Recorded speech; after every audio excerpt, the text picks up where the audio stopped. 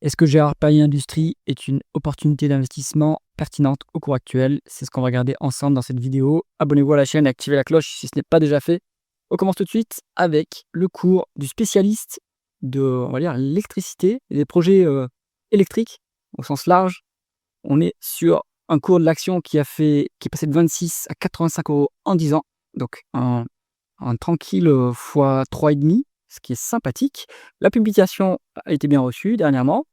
Donc, est-ce qu'il y a encore du potentiel sur Gérard Perrier Industrie? On va regarder ça. Croissance du chiffre d'affaires.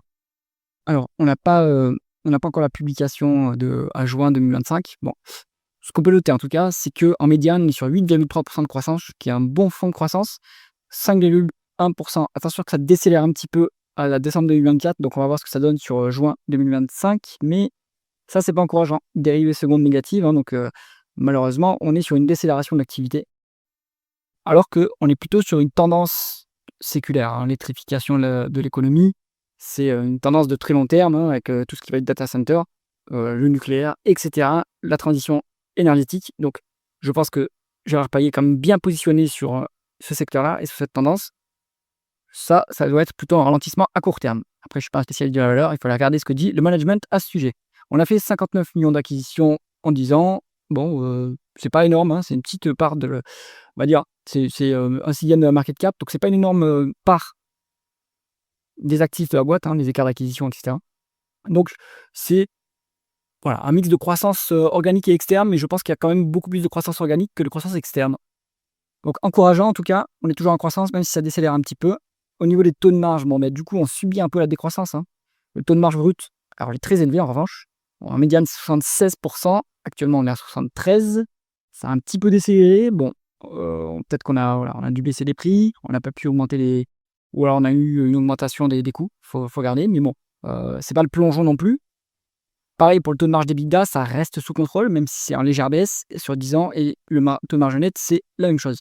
Au niveau des free cash flow, comme c'est une boîte encore qui est en croissance organique, il faut s'attendre à ce que les free cash flow, ils soient bas, hein, temporairement, vu qu'on continue à faire la dépense en capital pour faire grossir l'appareil productif. Donc c'est normal qu'on n'ait pas autant de free cash flow que de bénéfices nets, ou en tout cas pas structurellement. Bon, au niveau des marges, on peut dire que c'est quand même bien géré. La conversion des bénéfices nets en free cash flow. Bon, voilà, hein, ça, c'est profil entreprise de croissance qui continue à faire la dépense en capital. On a les free cash flow qui sont plus bas que les bénéfices nets, et c'est bien normal. Au niveau du BFR, on est BFR positif. Est-ce que ça s'améliore? On est sur une dégradation quand même en 10 ans, mais on a atteint le point haut de la variation en 2023. Depuis, ça s'améliore un petit peu. On a engrangé une variation négative du BFR, donc ça, c'est plutôt pas mal. Ça veut dire que le groupe améliore son positionnement dans le rapport de force avec ses clients et ses fournisseurs. Donc plutôt pas mal, même si on n'est pas BFR négatif, ce qui serait un luxe, hein, mais c'est pas encore le cas. Mais quand on est sur des boîtes, là c'est une small cap, quand on est sur les small cap, évidemment, ils sont encore un peu petits, donc ils ne peuvent pas imposer leur délai de paiement, hein. Donc c'est normal qu'on soit pas sur des boîtes à BFR négatif, sauf si structurellement c'est une industrie à BFR négatif, comme la grande distribution par exemple. Bon, au niveau de la dépense en capital et des dépréciations amortissements. Alors, on a des CAPEX à 205 millions, on fait 154 millions de dépréciation amortissement, donc les CAPEX sont supérieurs à la dépréciation amortissement, c'est-à-dire qu'on fait grossir l'appareil productif. Attention qu'il y a de la dépense non cash en négatif, donc ça c'est la dépense cash pour le coup. 42 millions, donc il faut voir dans le tableau de flux de trésorerie comment ça s'explique. Donc là, on a, voilà, j'avais votre différence, vous avez 100 millions d'écart, donc ça explique à peu près cette différence ici entre les bénéfices nets et les free cash flow. Bon, il faut s'attendre à ce que les free cash flow restent plus bas que les bénéfices nets encore quelques années, hein, je pense, vu qu'on est sur une expansion de l'activité. Donc, pour valoriser l'entreprise, à choisir entre le bénéfice net et les free cash flow, il vaut mieux prendre les free cash flow, et du coup, ça donnera une valorisation un peu plus pessimiste, mais il faut être conservateur, surtout sur les small caps. Ensuite, la rentabilité opérationnelle. Le rendement de capitaux investis sur 10 ans, il a 13%, ce qui est vraiment pas mal, hein. C'est une boîte, alors c'est pas intensif en capital, en fait, ils font du projet dans l'électricité, donc c'est plutôt de l'ingénierie. Donc c'est pas forcément très intensif en capital, il faut surtout de la main-d'œuvre bien formée. D'ailleurs, ils ont leur sorte de formation en interne, hein, donc ça leur permet de maîtriser la qualité aussi de leurs ressources humaines, ça c'est très, très bien. La rentabilité baisse un petit peu, hein, depuis quelques temps. On y est maintenant plus qu'à 11. Ça reste supérieur à la croissance organique, donc on peut s'autofinancer. Mais si ça continue à se dégrader, ça va être un peu plus compliqué. Ça veut peut-être dire aussi que l'entreprise, est moins bien positionnée sur le marché et perd des parts de marché, hein, donc à vérifier sur la prochaine publication, où se situe la rentabilité. Idéalement, il faudrait revenir vers la médiane, ce qui est plutôt pas mal. Au niveau de l'endettement, on est cash net. Bon, ben voilà, donc là, il y a pas de souci, hein, sur l'endettement. On a de quoi voir venir, on a de la ressource, ils peuvent potentiellement faire des acquisitions. S'ils trouvent pas d'opportunité d'investissement, ils peuvent prendre le cash aux actionnaires.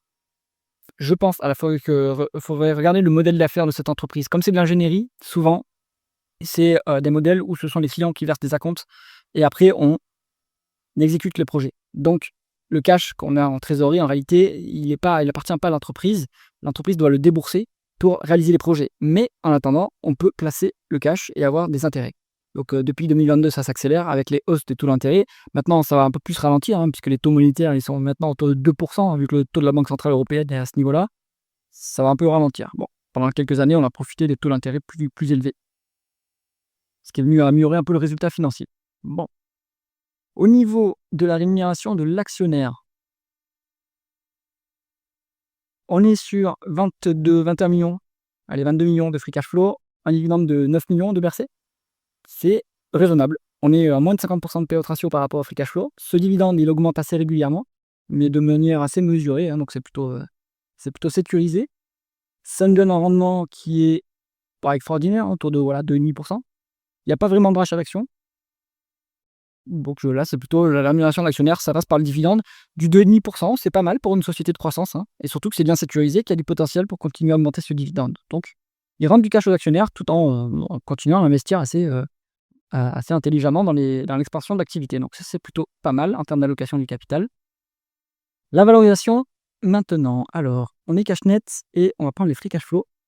Alors, on est sur 15 d'après l'agrégateur, hein, en price to free cash flow contre une médiane de 22. Donc, on est potentiellement sous-évalué par rapport à l'historique. On s'est traité à ces niveaux-là. Bon, on s'est quand même traité un petit peu plus bas en 2020. Mais sinon, c'est plutôt dans la fourchette basse, hein, de valorisation de l'entreprise. Donc, voilà, c'est pas si cher payé et vous avez de la croissance sur Gérard Perrier. Bon, alors, sur les small cap, c'est toujours un peu la même histoire, hein. Il faut se méfier quand même. En général, il n'y a pas beaucoup d'organes de gouvernance. Donc, on est un peu à la merci des décisions du manager. Maintenant, il a un bon track record, le manager. Faut aller regarder après dans la suite de votre analyse, est-ce qu'il y a des conventions réglementées, et cetera. Parce que ça, en général, c'est un peu pas aligné avec les actionnaires minoritaires, donc ça peut impacter, votre, rendement votre rendement. Ça peut impacter votre, performance sur l'action. Sinon, on est bien positionné sur Gérard Paillet, c'est très bien géré, il y a de la croissance qui ralentit certes un petit peu, mais on est sur une tendance de long terme, donc je pense que ça, c'est un petit trou d'air, temporaire. Et de toute façon, cette analyse n'est qu'une introduction. À vous d'aller lire les rapports financiers pour faire votre propre opinion si vous êtes intéressé par cette entreprise.